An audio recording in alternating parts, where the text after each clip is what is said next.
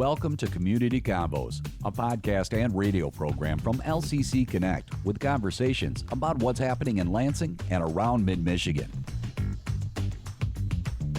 And welcome once again to the Convo. My name is Dedelian, and in the studio with me today is a man who wears many hats. He is a community activist, and of course he is the president of the Michigan Institute for Contemporary Art.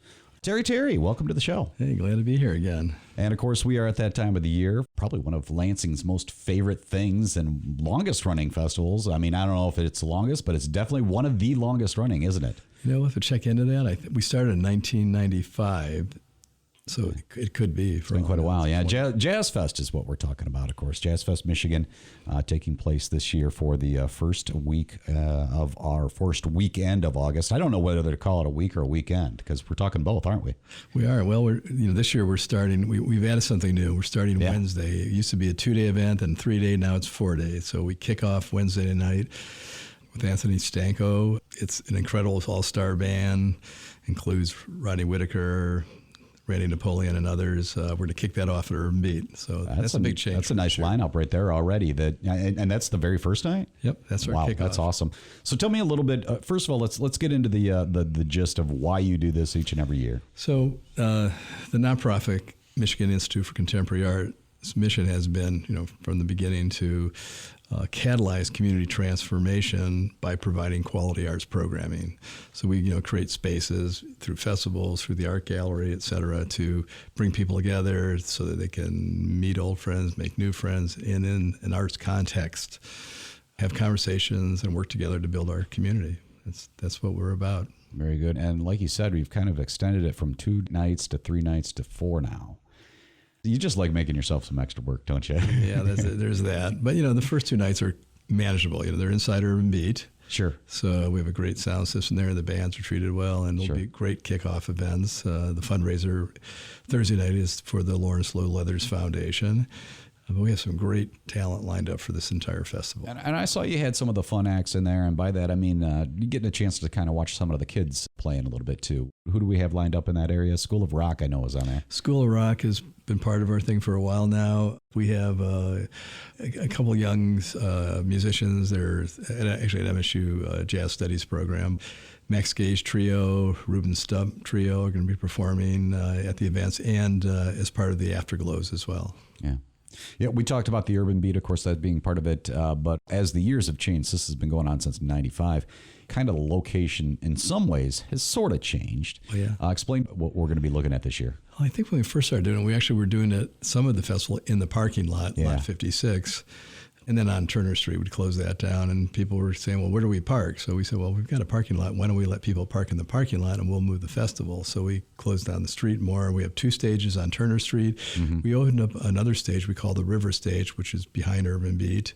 Thanks to Ferguson Development, they let us use that lot. So it's a great stage, nice intimate stage. And then inside Urban Beat. So that gives us 4 stages, which it's probably enough. Yeah, it is quite enough, actually. But I do like the fact that you got the river stage now because it does kind of lend itself to, I don't know, kind of be able to switch from one act to the other a lot quicker and easier because, you can overlap a little bit.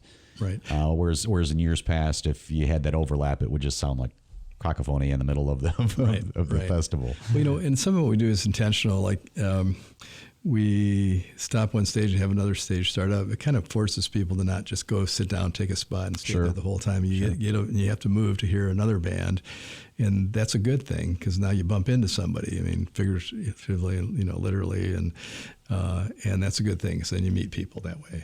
Well, and you're talking about walking around, and it's a little bit different now because now we got the social district. Oh yeah, as well, that's right? big. That's big. The social district. So now people can buy adult beverages in a properly labeled cup, and they can walk around anywhere. They don't have to stay combined in a fenced-in area. So that's another bonus that really has been a boon to the area as well.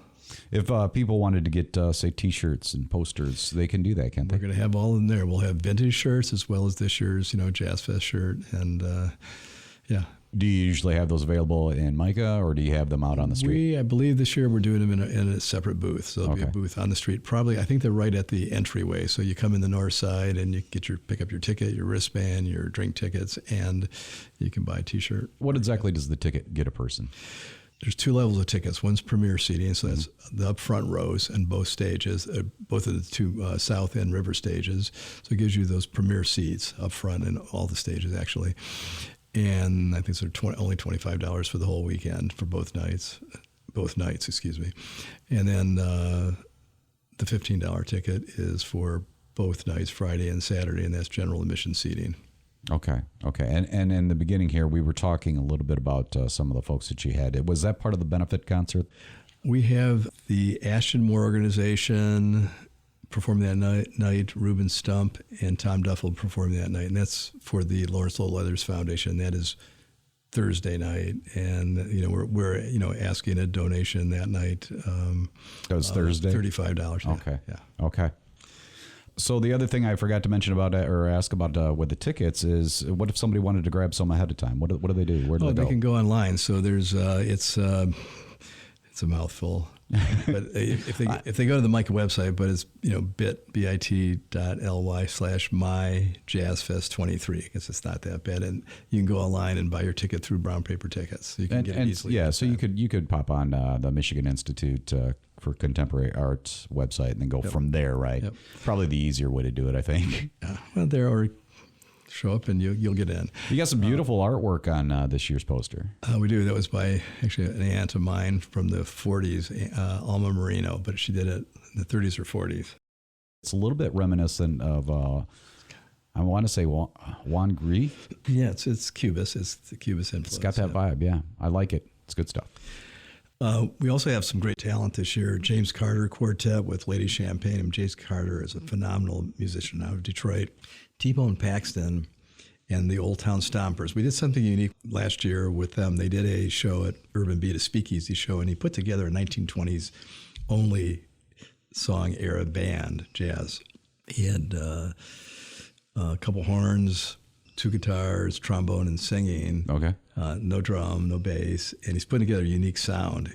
Really was phenomenal, but they were all Prohibition era songs. So that's what he's got on tap. And he's part of the Planet D Nonet band. That sounds really cool. They're just phenomenal. Ami Amarete Quartet. She's out of Chile. I think she's in Port Yarn now, but she's a phenomenal singer and artist. We have the Lansing Big Band, who I can't even remember the last time they played. So we have a big band. Michael Deese is getting some. I think he's top of the jazz charts right now. All right. As always, like a variety of styles of jazz at JazzFest as well. What about volunteers? Are you still in need of that? Always need. We never have too many volunteers. It was kind of a rhetorical question, but Yep. And they can do it by going to the website, misharts.org, MICHARTS.org, or call 371-4600 and volunteer. And just to add a little incentive, what is the incentive? You get a T-shirt, a meal, and a soda or water as part of the package. Okay. Plus, you get to hear great music and help everybody out in the community. Again, about the community, JazzFest, you mentioned this earlier, is not only well attended, but it's probably the most diverse gathering of people in Lansing all year long, every year. Yeah, you literally bring thousands to Old Town when this happens. Old, yeah, ethnicities, you name it, they're there. And a lot of dancing too. Good dancing, yeah. Always nice. Again, the website, you can just look up Michigan Institute for Contemporary Art. That's probably the easiest and best way to do it. You could also look up JazzFest Michigan. Terry, president of the Michigan Institute for Contemporary Art. Appreciate you coming in and talking with us a little bit about JazzFest. Thank you. See you there.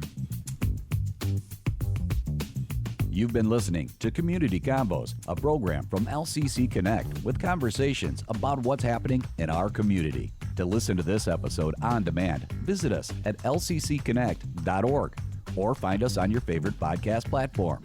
If you or someone you know would like to be a guest on Community Convos, email us lcc-connect@lcc.edu. And thanks for joining the Convo.